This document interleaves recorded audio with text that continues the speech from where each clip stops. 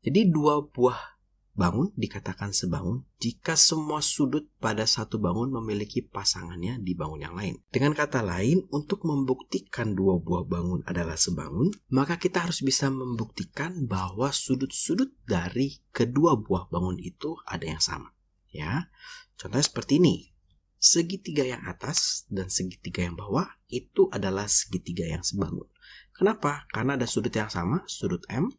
Ada sudut yang sama nih, M itu sama dengan B, A sama dengan K, ya.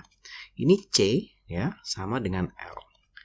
Atau juga misalnya segi empat ini, ya, si D, nah ini harusnya K, L, M, N, gitu ya. Nah ini si D sama si N sama, si B itu sama dengan si L, gitu ya, dan sebagainya. Nah kita harus bisa membuktikan sudut-sudut yang sama. Ketika kita sudah bisa membuktikan sudut-sudutnya sama, maka kita bisa baru menyusun persamaannya, ya, persamaan rumusnya. Jadi untuk kesebangunan ini memang rumusnya itu harus kita buat terlebih dahulu sesuai dengan soalnya masing-masing. Jadi kakak tidak bisa kasih patokan rumusnya apa. Nah ini seperti yang tadi kakak bilang, untuk menentukan rumus kesebangunan, yang harus kita lakukan adalah membuktikan sudut-sudut yang dimiliki itu besarnya sama. Kemudian kita buat perbandingannya, bikin bentuknya ya. Nah, bikin bentuknya seperti ini. Kemudian kita akan melihat urutannya. Gampangnya begini sebetulnya. Kalau kita lihat di sini, kita sudah punya nih sudut yang sama ya. K dan B. Kakak ambilin dulu ya.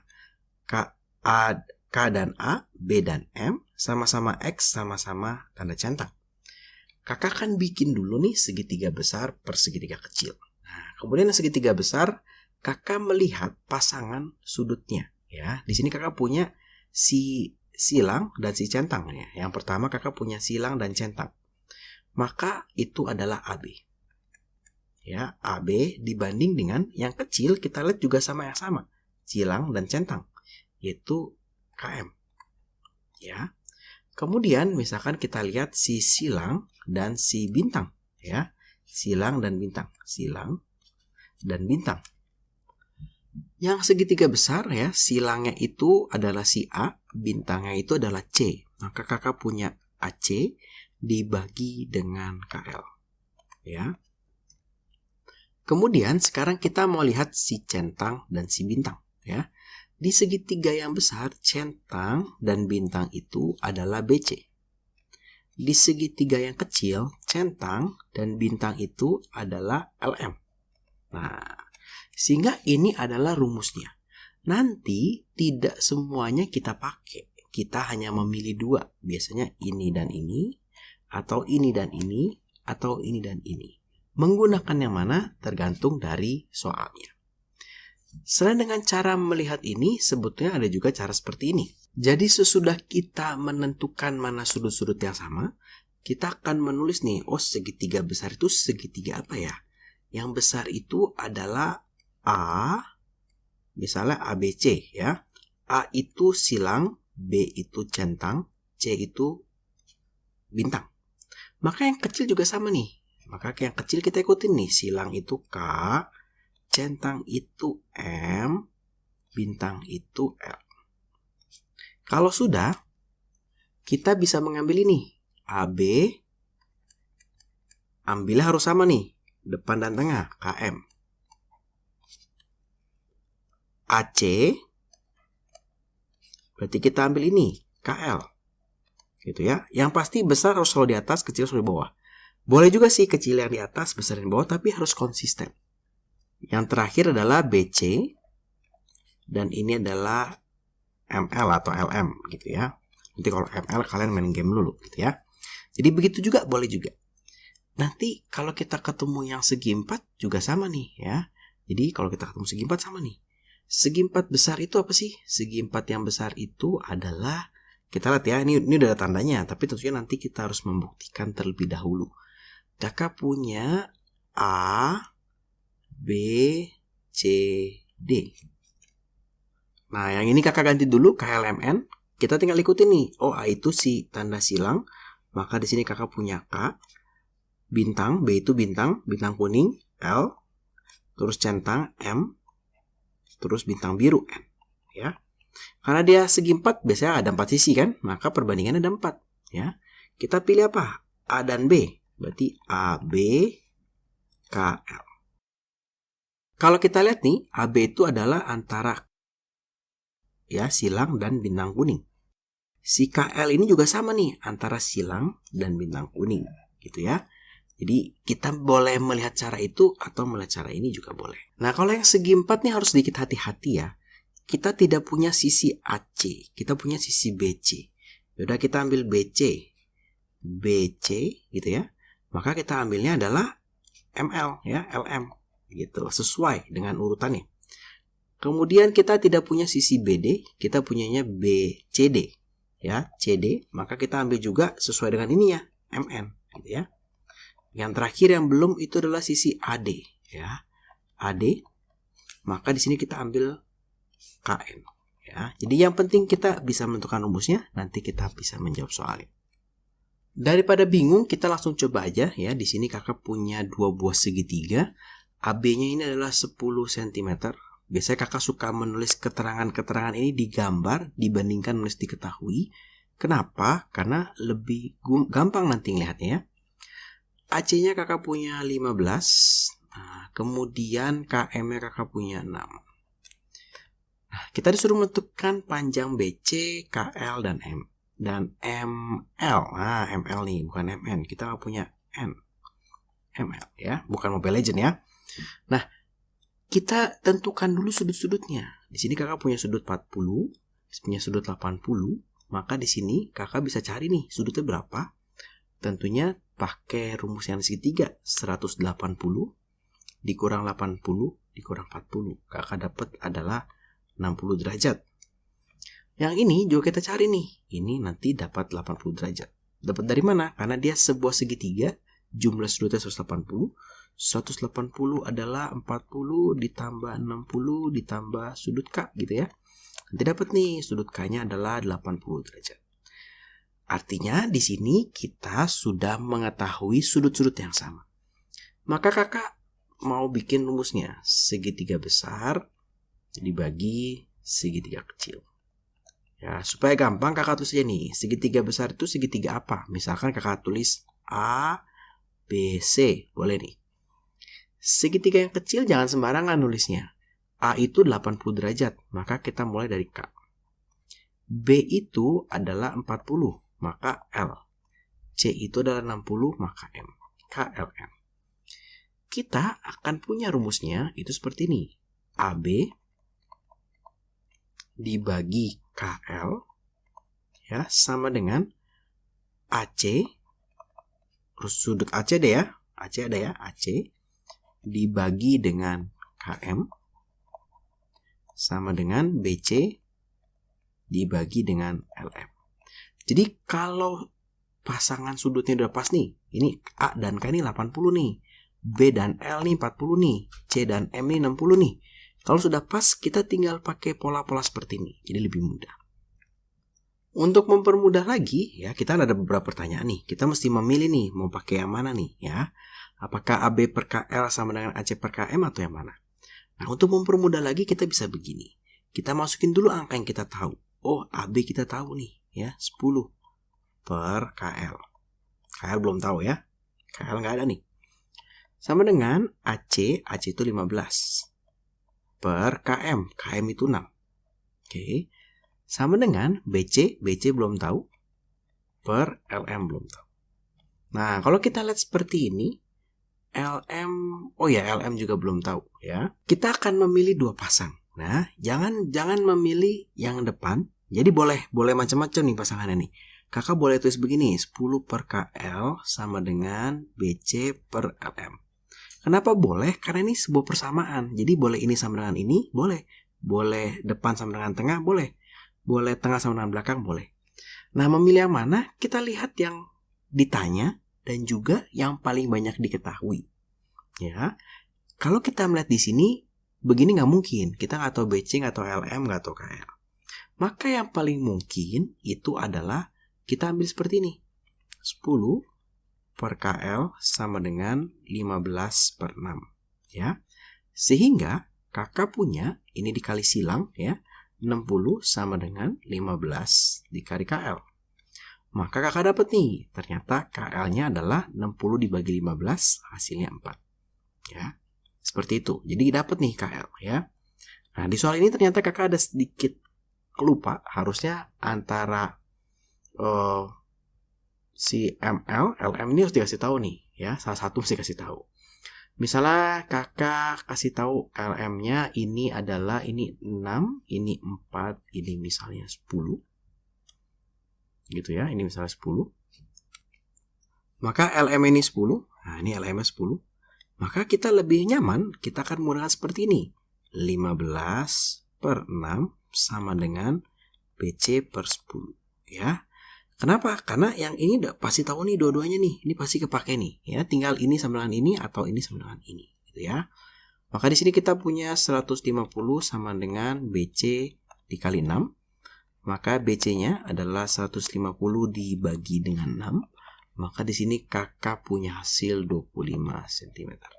Ya, ini 25 cm. Ya, kira-kira seperti itu. Jadi kita harus bisa menentukan rumusnya.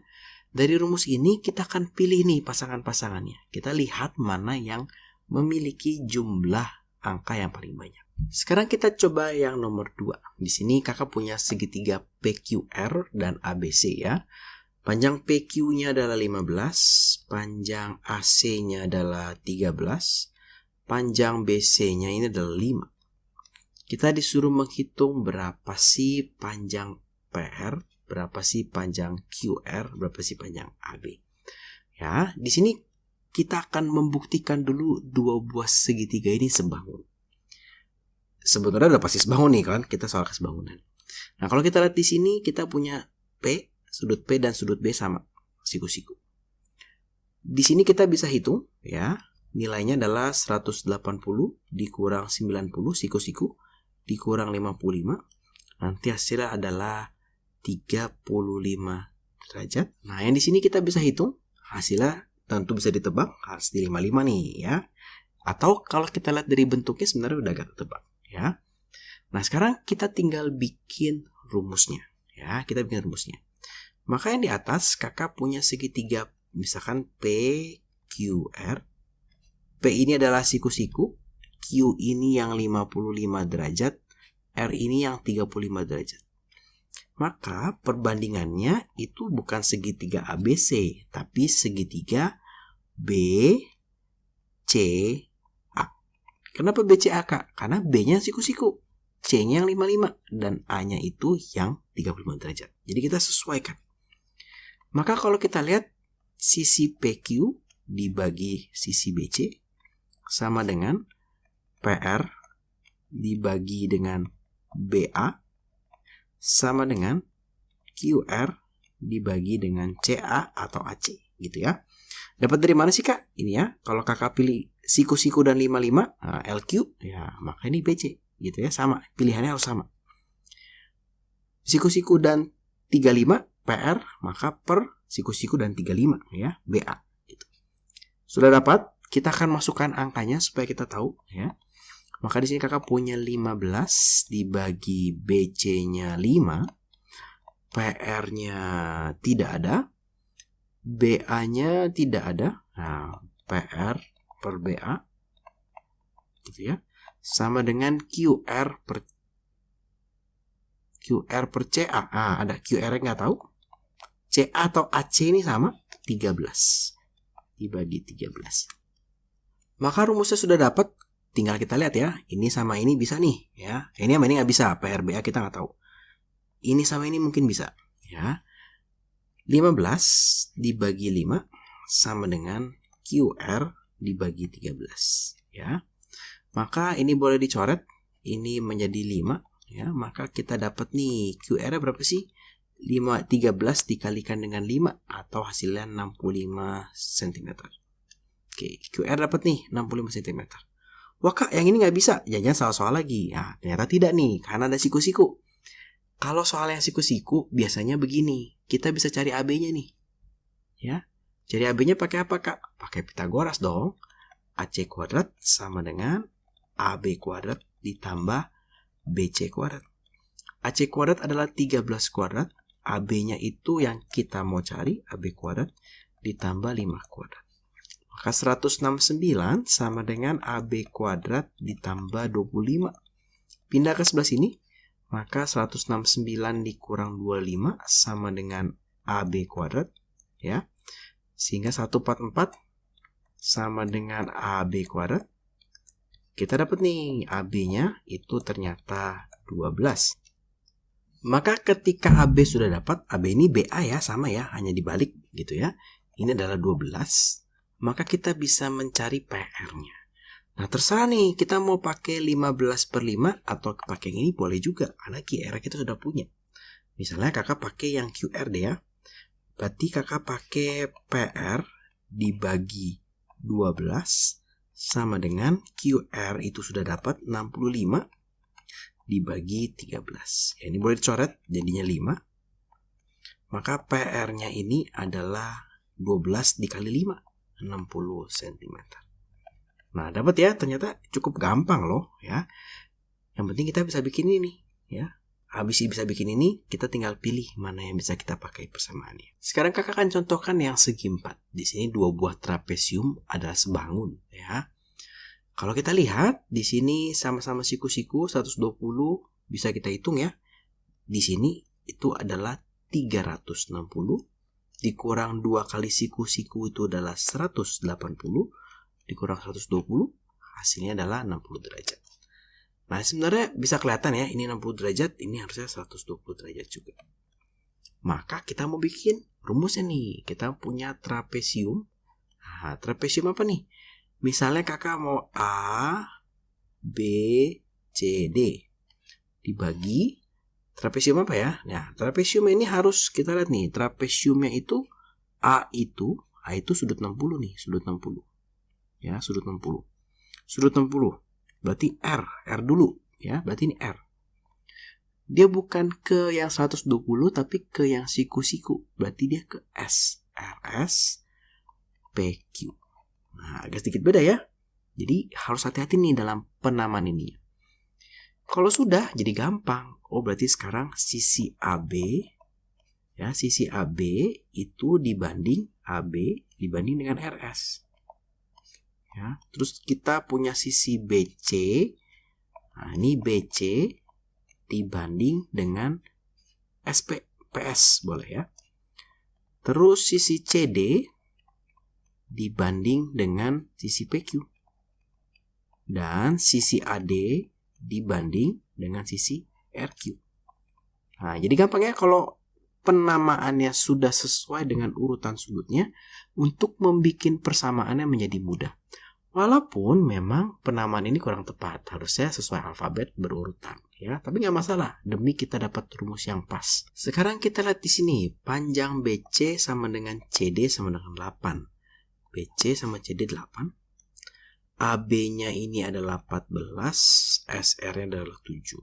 Nah, di sini ada yang menarik karena kakak bisa menarik sebuah garis. Kenapa kakak cari ini? Karena kakak mau cari AD. Di sini 8, di sini 8, maka di sini adalah 6 karena jumlahnya 14. Sehingga AD ini bisa kita cari dengan Pitagoras. 6 kuadrat ditambah 8 kuadrat, hasilnya adalah 10. Ya, Pitagoras. Gampang. Maka kakak bisa tulis nih, oh ternyata yang bagian atas komplit nih. AB-nya 14 ya, dibagi dengan RS-nya itu 7. BC-nya itu adalah BC-nya 8. PS-nya atau SP-nya tidak tahu. CD-nya juga 8. PQ-nya juga tidak tahu. AD-nya adalah 10. Nah, RQ-nya tidak tahu. Nah, sekarang tinggal kita pilih. Yang ini pasti kepake nih. Ya, 14/7. Mau yang mana? Yang PS dulu. 8/PS. Ini boleh dicoret jadi 2. Ya, 2 PS sama dengan 8. Maka panjang PS-nya adalah 8/2 atau 4 hasilnya. Ini PS-nya 4. Sebetulnya kita bisa melihat kalau si PQ pasti sama nih ya. Ini 14/7 dibagi 8/PQ. Maka ini juga 4 juga. Maka yang perlu kita hitung adalah yang ini. Ya, 14/7 sama dengan 10/RQ. Jadi ini kakak boleh pilih ya. Karena ini sama dengan semua nih. 14 dibagi 7 tadi 2 sama dengan 10 per R cube. Maka 2 dikali R cube sama dengan 10. Maka nilai dari R cube-nya adalah 10 dibagi 2 atau 5. Dapat nih 5. Ya, maka kita dapat semua. AD sudah, PQ sudah, PS sudah, QR sudah. Jadi gampang ya, ternyata yang penting kita menamakan urut sesuai dengan sudutnya, baru kita bisa bikin persamaan. Nah, salah satu contoh yang sering dipakai itu adalah foto. Jadi sebuah foto diletakkan pada sebuah bingkai berukuran 30 x 40. Di sebelah kiri, kanan, dan atas foto masih tersisa karton sebesar 4 cm. Jika foto tersebut sebangun dengan karton, maka hitunglah lebar karton di bawah foto. Nah, kalau ketemu soal seperti ini, maka kira-kira sketsanya akan seperti ini. Di sini kakak punya bingkai nih. Ya. Bingkainya itu ukurannya adalah 30 dikali 40. Di dalam bingkai ini kakak punya foto. Nah, ini kakak punya foto nih. Berapa kali berapa? Kakak belum tahu nih, ini fotonya. Kemudian kakak dikasih tahu nih, kiri, kanan, dan atas foto tersisa 4 cm. Oh, ini tersisa 4 cm. Ini tersisa 4 cm. Tersisa 4 cm. Bagian bawah belum tahu. Maka tersisa X cm. Dari sini kakak bisa tahu nih, panjang ini berapa sih nih?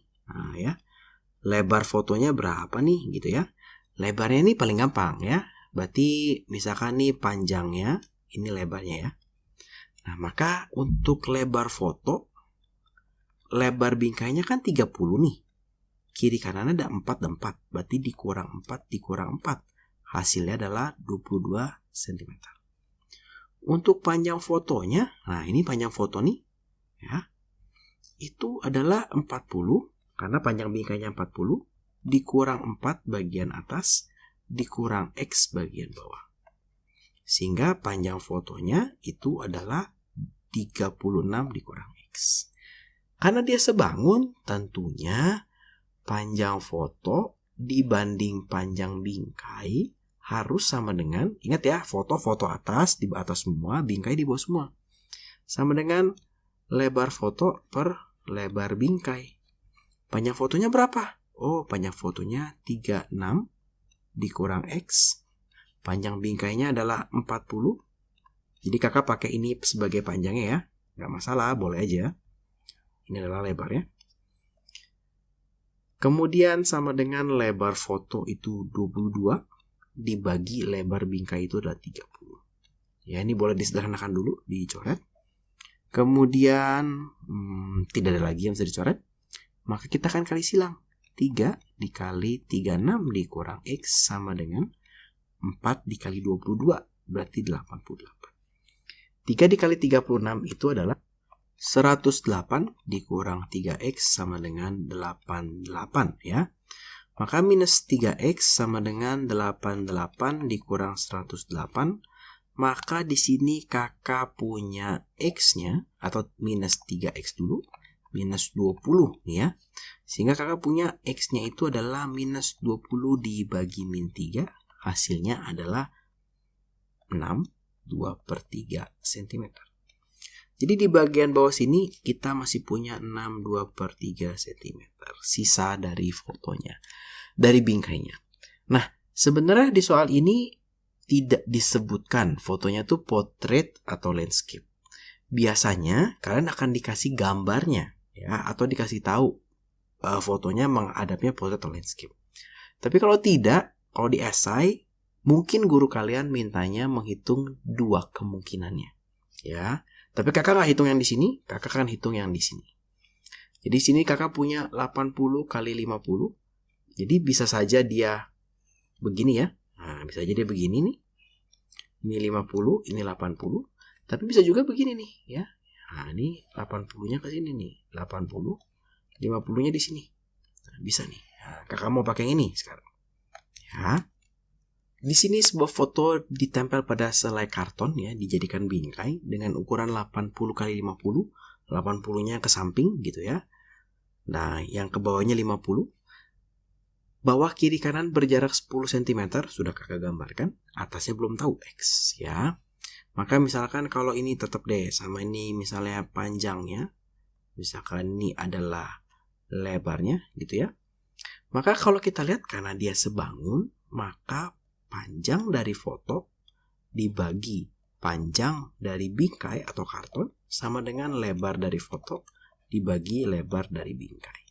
Nah, sebelumnya kita bisa menghitung nih ya, lebar dari fotonya nih.